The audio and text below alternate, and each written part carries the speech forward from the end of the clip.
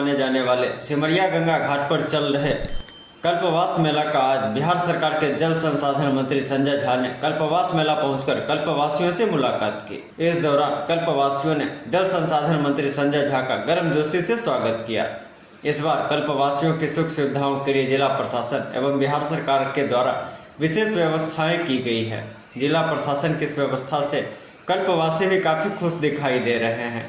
इस दौरान जल संसाधन मंत्री संजय झा ने बताया कि पिछली बार कल्पवास मेला में कल्पवासी काफी परेशानियों का सामना कर रहे थे। इसको देखते हुए सिमरिया गंगा धाम को बेहतर रूप से विकसित करने का काम किया गया है और साथ ही साथ जहां कल्पवास मेला लगता है उस जगह बेहतर सुविधा देने का बिहार सरकार के द्वारा काम किया गया है।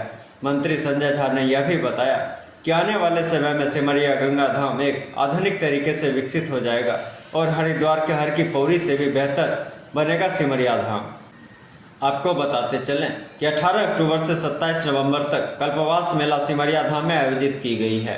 हालांकि कुंभ स्नान के संबंध में पूछे जाने पर संजय झा ने बात को टाल दिया और कहा कि साधु संतों के सानिध्य संपन्न से किया जाता है। बिहार सरकार के द्वारा सिमरिया में राजकीय मेला का दर्जा दिया गया है।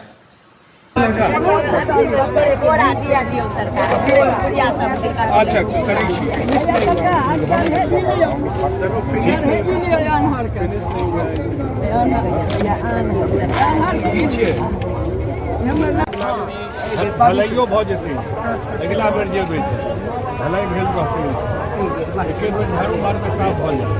इसी दिक्कत नहीं है एवरियो सरकार ने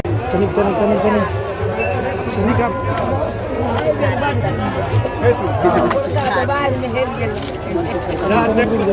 बाहर में हेलैत रही यहाँ से कहलिए एहि बेर व्यवस्था कऽ देबै हमरा सबके साथ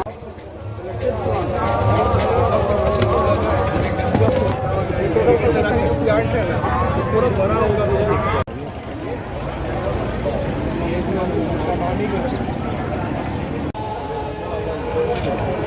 बात कर रहे कहीं सब भोजन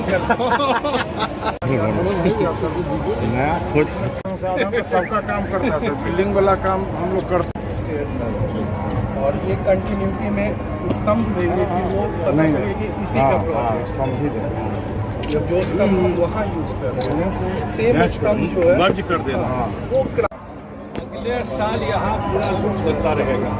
अच्छा ये जो था मुक्ति धाम वाला उसके बाद आगे है उसका ले लिए नहीं ड्राइंग नहीं दिए हैं अभी। साधु संतों से बात भी की, उन्होंने बहुत प्रशंसा की।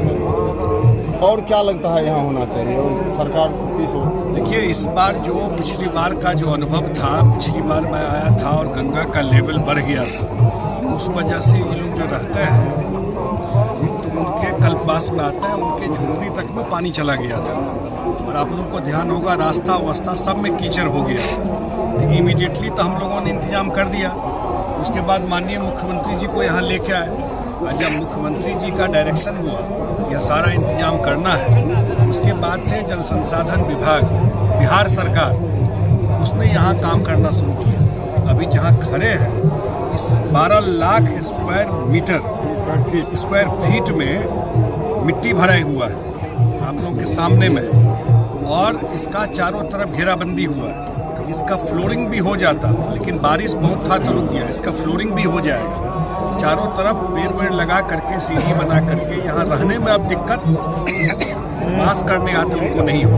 एक और दूसरा आपके सामने में है, मेरे ख्याल से इससे रिकॉर्ड टाइम में कोई काम नहीं हो सकता है। मई के अंत में मुख्यमंत्री जी से हम लोगों ने शिलान्यास करवाया, आप लोगों का ध्यान होगा। आज 1 नवंबर है, 4 महीना में जो काम हुआ है और 1 महीना में 250 मीटर का काम हम लोग पूरा करके और माननीय मुख्यमंत्री जी से फर्स्ट फेज का उद्घाटन नवंबर के अंत में कराएंगे 250 मीटर में। और इस 4 महीना में गंगा का लेवल बढ़ा हुआ था, बाढ़ था, पानी था, लेकिन काम यहाँ कभी बंद नहीं हुआ। सीढ़ी का जो काम चल रहा है ये प्रसन्नता की बात है।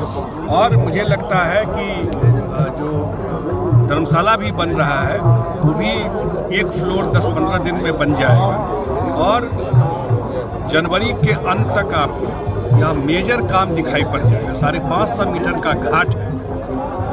मैं पिछली बार भी बोला था कि हरिद्वार में जो गंगा जी में हर की पौड़ी है वो मेन गंगा जी में नहीं है, वो कैनाल पे बना हुआ है।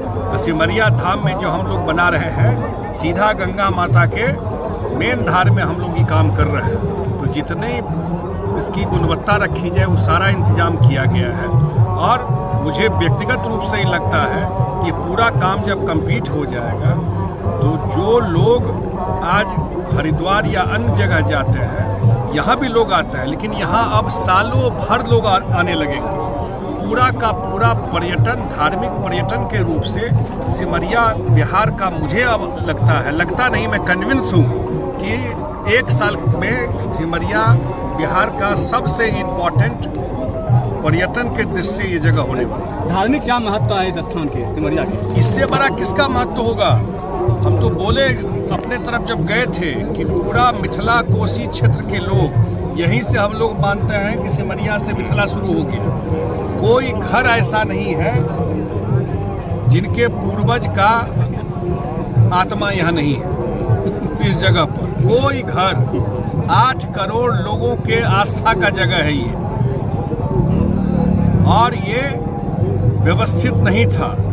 और माननीय मुख्यमंत्री नीतीश कुमार जी के कृपा से उनके सुझाव पर जो काम हम लोग कर रहे हैं, बोले हैं कि काम करिए और ज़रूरत होगा बिहार सरकार और पैसा देगी, लेकिन ऐसा व्यवस्था कर दीजिए कि 150-200 बरस तक किसी को फिर देखना नहीं पड़ेगा। कुंभ को सरकार किस नजरिए से देखती है? क्योंकि साधु संतों के द्वारा तो बहिष्कार किया गया है, वो विरोध किया गया है। हम नहीं मानते हैं। टेक्निकल चीज मैं नहीं कह सकता हूँ, लेकिन मुख्यमंत्री खुद भी आए थे 2017 में, आप लोगों को ध्यान होगा। और इस मेला को राजकीय मेला नीतीश कुमार जी ही बनवाए, वही बनवाए थे। राजकीय कल्पास मेला को राजकीय मेला नीतीश कुमार जी का बनवाया हुआ है, उससे पहले ये राजकीय मेला नहीं था।